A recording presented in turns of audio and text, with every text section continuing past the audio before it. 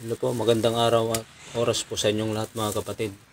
Muli ito ang iyong lingkod, 5M Vlog. Dito ipinapakita ko dito ang aking mga bagong tapos na project. Dito ay ginamitan namin siya ng epoxy primer.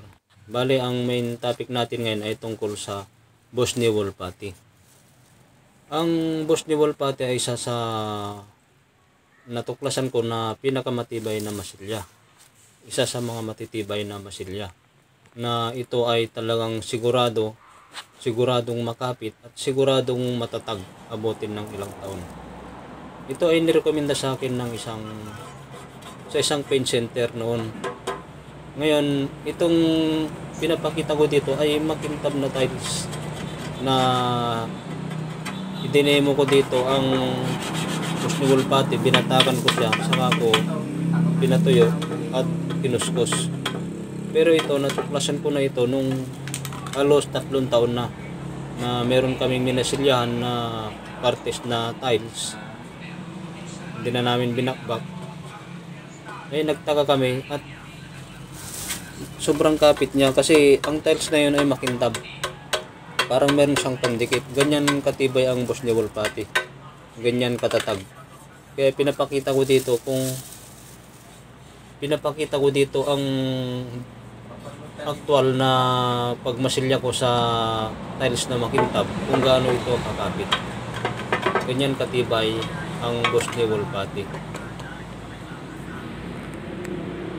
Talagang maasahan ang Bosnia Wall Putty kung gusto nyo magpintura ng bahay, cabinet, konkreto na bahay, harap, finish o makinis.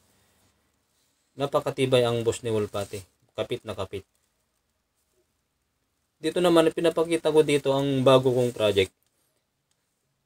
Yan ay napakalalalim ang lubak ng kisame na ito. Ang bahay na ito ay repaint namin.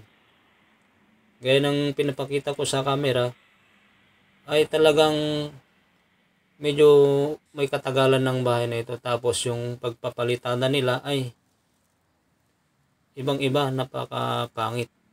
Kaya ginamitan ko siya ng Bosnia Wall Putty.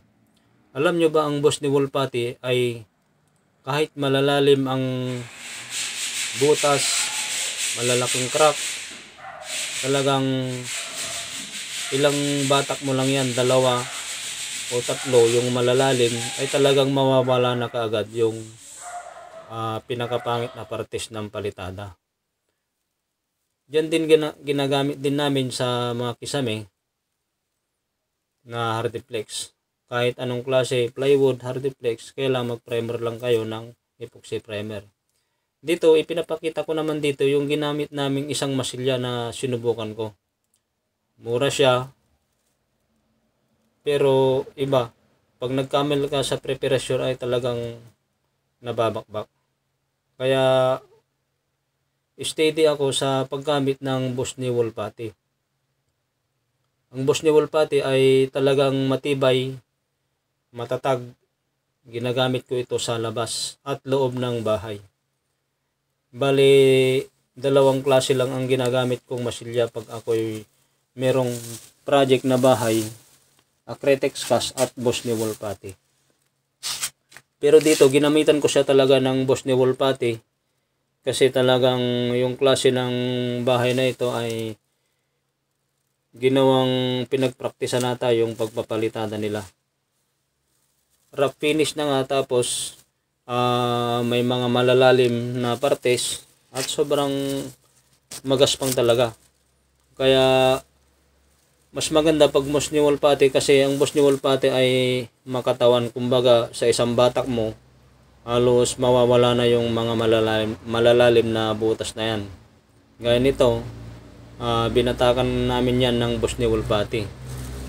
Kasi pagka yung iba kasi ang ginagamit nila, gumagamit sila ng powder, hinahalo nila yung masilya. So, pag ganong pamamaraan kasi ay may posibilidad na madaling magpulbos, lalo na kung naarawan o naulanan. Ang Bosnia Wall Putty kasi ay ready mix na yan.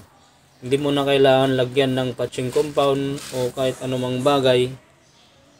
haluin mo lang mabuti, pwede mo nang irektang ibabatak sa mga wrap na wool, sa mga malalalim na bitak o kaya yung mga butas na malalalim, kayang-kaya niya kaagad na takpan. Kasi pag naghalo ka ng mga powder sa mga limbaw, flat latex, naghalo ka ng patching compound at ginamitan mo sa labas, ay talagang magpupulbos o madaling mababakbak.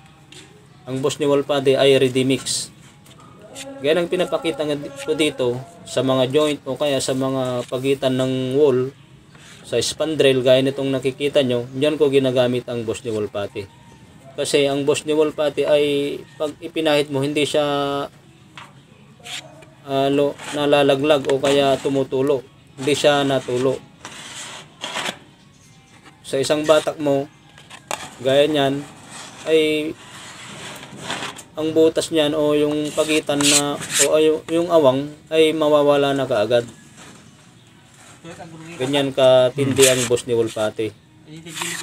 Kung baga, pang madalian at pang mabilisan talaga. At ito ay napakadali ring matuyo. Pag natuyo ito ay napakatigas. Talagang kapit na kapit. Kahit may partes na hindi siya na primeran, pwede mong erektang ibatak. Ganyan ang proseso ng boss ni Wolpati. Ganyan katindi o katibay at talagang mapapadali ang iyong trabaho o yung project. Sa isang batak mo, mawawala na kaagad yung mga pagitan na nakikita na pangit sa mata. At isa pa, kahit gamitan mo ito ng mga original na masking tape, hindi siya basta-basta na babakbak o natutuklap ang pintura. Ganyan katindi ang boss ni Wolpati. Wala kang kaba sa yung project, talagang matibay ito. Thank you for watching mga kapatid. Don't forget to like and share and subscribe. Maraming salamat po sa inyong lahat.